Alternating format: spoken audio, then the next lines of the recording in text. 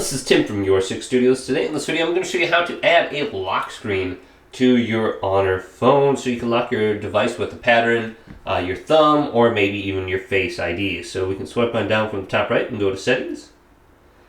Then scroll on down until we get to Biometrics and Password. Now under here we can go to Lock Screen Password. And we can just set up a lock screen password under here. We can go to select unlock method. We can change it to 4-digit PIN, custom PIN, pattern, or password. So usually I just go with some sort of pattern. Do something rather basic or something like that. And then we can go to done. And this will be added now. So we can add a fingerprint as well. Go through this process to set this up. If you have this as an option, and just press your finger on here a couple times and it should register it. Or you have the option for Face ID unlock, which I normally never use.